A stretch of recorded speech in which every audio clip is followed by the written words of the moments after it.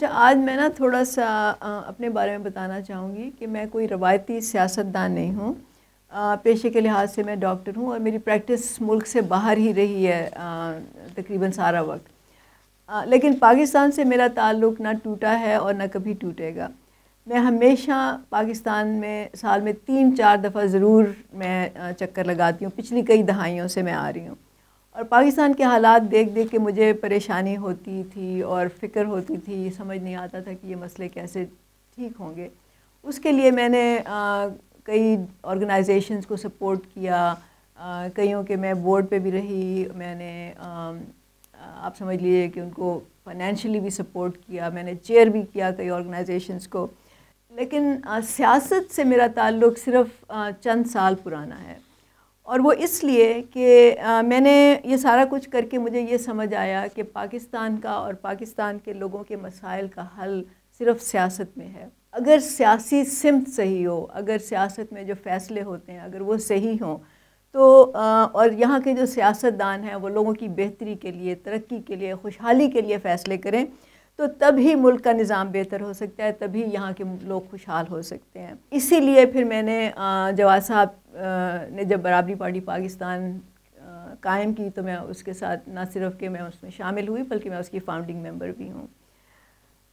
میں social media پر دیکھتی ہوں، بڑے بڑے ماہرین کی تقریریں سنتی ہوں، میں رپورٹس پڑھتی ہوں اور لوگوں کی شکایتیں سنتی ہوں. سوشل میڈیا پہ دیکھتی بھی ہوں کہ ہمارا پولیس کا نظام خراب ہے. سرکاری جو دفاتر ہیں ان میں لوگوں کی نہیں سنی جاتی. جو سرکاری افسران ہیں وہ اپنے آپ کو فرعون سمجھتے ہیں. لوگ اگر جاتے ہیں ان کی سن بھی لی جاتی ہے تو مسئلے حل نہیں ہوتے. اخباروں میں کالمز پڑھتی ہوں، رپورٹس ہوتی ہیں اور پھر بہت سے ماہرین جو ہیں وہ اس کے حل بھی دیتے ہیں. وہ پالیسی ریکمنڈیشنز دیتے ہیں. اس پہ ریسرچ ہوتی ہے اور پھر اس کے اور یہ حکومتیں خود کراتی ہیں. مطلب یہ ریسرچ کرواتی ہیں اور پھر لوگوں سے جو ماہرین ہوتے ہیں مختلف شعبوں میں ان سے یہ ریکمنڈیشنز مانگتی ہیں. لیکن ہوتا کچھ نہیں ہے. یہ رپورٹ ساری ان دفاتر میں الماریوں میں بند ہو کے ان پہ گرد کی تہیں جمتی رہتی ہیں. کوئی ان کو پڑھ کے بھی نہیں دیکھتا، مطلب پڑھتا بھی نہیں ہے. اس پہ عمل کرنا تو بہت دور کی بات ہے. اس کی کیا وجہ ہے؟ اس کی بنیادی وجہ یہ ہے کہ پولیٹیکل ول ہی نہیں ہے. مطلب ان جو بھی ریکمنڈیشنز ہوتی ہیں اس کو کوئی اس پہ عمل کرنا ہی نہیں چاہتا. اور وہ یہ کیوں نہیں کرنا چاہتا؟ کیونکہ جو لوگ فیصلے کر رہے ہیں وہ ان کے مفادات اس نظام سے جڑے ہیں، وہ اس کے بینیفیشریز ہیں، وہ اس کو سپورٹ کرتے ہیں، وہ اس کے رکھوالے ہیں. تو وہ کیوں اس نظام کو بدلنے کی کوشش کریں گے؟ ہم سب کو پتہ ہے کہ پاکستان میں بجلی کا، توانائی کا بحران ہے. مطلب لوگوں کے گھروں میں بجلی نہیں ہے، دفاتر میں نہیں ہے، انڈسٹری کے لیے بجلی نہیں ہے. اس سے ہماری پوری معیشت پہ اثر پڑتا ہے. اس بحران پر عالمی اداروں نے، تھنک ٹینکس نے، اخباروں نے اس پہ لکھا ہے اور ان میں سے اکثر کا جو نتیجہ ہوتا ہے وہ یہی ہوتا ہے کہ اس کی جو انرجی سیکٹر کے سارے مسائل ہیں اس کا بنیادی جو وجہ ہے وہ یہ ہے کہ یہاں کے جو پولیٹیکل فیصلے ہوتے ہیں، جو سیاسی سطح پہ فیصلے ہوتے ہیں وہ غلط ہوتے ہیں.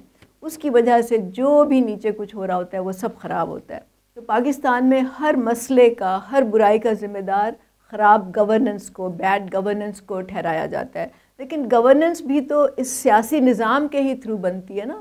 گورننس کا نظام کوئی آسمانی سے تو نہیں اترتا، کوئی آسمانی صحیفہ تو نہیں ہوتا.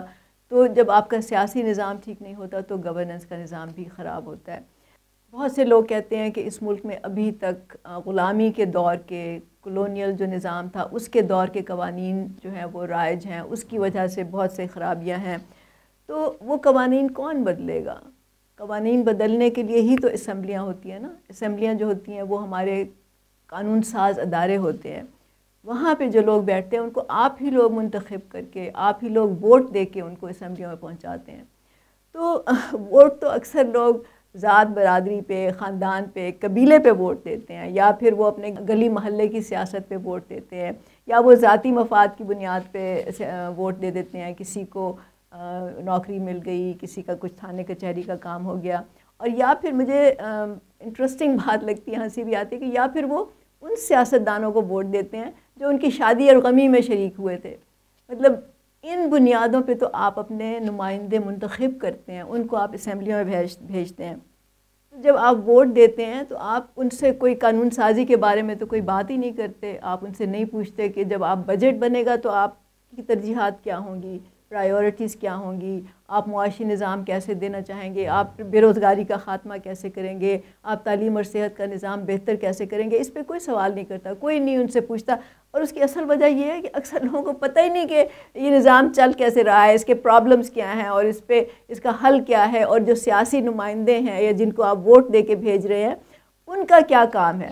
اکثر لوگوں نے نہ قانون کا پتہ ہے اور نہ آئین کا پتہ ہے. اور جو حقوق آپ کو آپ کا آئین دے رہا ہے آپ کو تو اس کا ہی نہیں پتہ اکثر لوگوں کو. تو جب تک آپ پڑھیں گے نہیں, جب تک آپ کے پاس علم نہیں ہوگا, نالج نہیں ہوگی, آپ پراپر ان سے سوال ہی نہیں کر سکتے. تو بات یہ ہے کہ ہم اپنی جہالت میں, ہم اپنی لا علمی میں, ہم اپنی کم فہمی میں, ہم اپنی اگنورنس میں خوش ہیں. شتر مرغ کی طرح ہم ریت میں سر دبا کے بیٹھے ہیں کہ نہ ہمیں مسئلے کا پتہ چلے گا, نہ ہمیں پتہ چلے گا کہ ملک کے ساتھ کیا کھلواڑ ہو رہا ہے, کون کر رہا ہے, نہ ہمیں اس کی فکر کرنی پڑے گی, نہ ہمیں اس کا حل ڈھونڈنا پڑے گا. کیونکہ اگر پتہ چل گیا تو پھر تو حرکت میں آنا پڑے گا نا. کچھ جد و جہد کرنی پڑے گی, کچھ قربانیاں دینی پڑیں گی, کچھ خطرات مول لینے پڑیں گے, مخالفت کا سامنا کرنا پڑے گا. اور پھر ہم اپنے آپ کو خوش کرنے کے لیے دعائیں مانگنا شروع ہو جاتے ہیں. ہر یوم آزادی پر, ہر یوم پاکستان پر, ہر عید پر, ہر رمضان میں ہم سر جھکا کے دعائیں مانگتے ہیں پاکستان کی ترقی کے لیے, لوگوں کی خوشحالی کے لیے, امن کے لیے. جب ہم دعا ختم کرتے ہیں تو ہم اسی طرح سر جھکا کے مسجد سے جہاں بھی ہم دعا مانگ رہے ہوتے ہیں وہاں سے اٹھ کے چلے جاتے ہیں. سر اٹھا کر مسائل کی آنکھوں میں آنکھیں ڈال کر دیکھنے کی ہمیں ہمت نہیں ہوتی, ان کو چیلنج کرنے کی جرت نہیں ہوتی, ان کو حل کرنا تو بہت دور کی بات ہے. تو اصل بات یہ ہے کہ عمل کے بغیر تو دعائیں بھی قبول نہیں ہوتی نا, دعائیں بھی اثر نہیں رکھتی. اقبال نے کہا تھا, خودی کو کر بلند اتنا کہ ہر تقدیر سے پہلے خدا بندے سے خود پوچھے بتا تیری رضا کیا ہے. تو ہم خدا کو تو یہ موقع ہی نہیں دیتے کہ وہ ہم سے پوچھے کہ ہماری رضا کیا ہے. ہم خود ہی کو بلند کرنے کے بجائے اسی طرح سر جھکا کر, ہاتھ پھیلا کر اپنے MNAs اور MPs کے سامنے کھڑے ہیں کہ کچھ عنایت ہو جائے, کچھ ہمارے لیے فیور ہو جائے. اور سندھ میں مجھے پتہ ہے کہ بہت سے ایسے وڈیرے سیاستدان ہیں جن کے گھروں میں روزانہ صبح سے شام تک دیگیں پکتی ہیں اور وہاں لوگ سارا دن بیٹھے رہتے ہیں کہ کسی نہ کسی طرح انہیں 2 وقت کا کھانا مل جائے. اور جب وہ وڈیرا اپنے پروٹوکول سے باہر نکلتا ہے تو اس کے سامنے وہ ہاتھ جوڑ کے کھڑے ہو جاتے ہیں, اس کے لیے تالیاں بجاتے ہیں اس کو, اور پھر اسی کو ووٹ دے کے اسمبلی میں بھیج دیتے ہیں. اور اس کی فراخ دلی کی, سخاوت کی, اس کی کہانیاں جو ہیں وہ پورے علاقے میں مشہور ہو جاتی ہیں. لیکن اس سے سوال کرنے کی کسی میں ہمت نہیں ہوتی کہ ہمیں تمہارے در پہ کھانا کھانے کیوں آنا پڑتا ہے, ہمیں بھیک کے بجائے روزگار کیوں نہیں مل سکتا, باعزت زندگی کیوں نہیں مل سکتی. کیونکہ یہ سوال کرنے میں خطرہ ہے, اور بالکل ہے. لیکن اس خطرے کا حل بھی اپنی اجتماعی قوت بڑھانے میں, اپنی کلیکٹیو پاور بڑھانے میں ہے. لیکن اس کے لیے تو محنت کرنی پڑے گی نا, لوگوں کے پاس جانا پڑے گا, شعور دلانا پڑے گا, ان کو سمجھانا پڑے گا, اس کے لیے خطرات مول کر لینے پڑیں گے. تو چلو چھوڑو, کون اتنی تکلیف کرے, 4 دن کی زندگی ہے, کسی نہ کسی طرح گزر ہی جائے گی.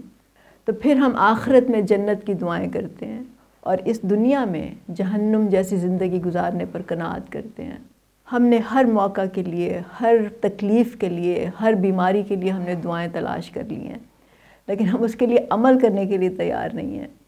کوئی ایسی دعا بھی ہو جو ہمیں عمل کرنے کی بھی ترغیب دے. اور عمل جو ہے وہ بغیر علم کے ڈائریکشن لیس ہوتا ہے. تو اس کے لیے ہمیں پڑھنا بھی پڑے گا, کتابیں پڑھنی پڑیں گی, اس نظام کے بارے میں سیکھنا پڑے گا, سیاست کے بارے میں سیکھنا پڑے گا, دنیا میں کیا ہو رہا ہے, معیشت کیسے چلتی ہے, یہ سب باتیں سیکھنی پڑیں گی. تبھی ہمارا عمل بھی جو ہے وہ صحیح ڈائریکشن میں ہوگا. تو برابری پارٹی پاکستان اسی کے لیے بنائی گئی ہے, اسی کے لیے ایک پلیٹ فارم ہے ان لوگوں کے لیے جو یہ سب کرنا چاہتے ہیں, جو سیکھنا بھی چاہتے ہیں, جو پڑھنا بھی چاہتے ہیں, اور جو عمل بھی کرنا جانتے ہیں. تو آپ سب کو دعوت ہے کہ برابری پارٹی پاکستان میں شامل ہوں اور ہم مل کے اس ملک کی خوشحالی کے لیے کام کریں.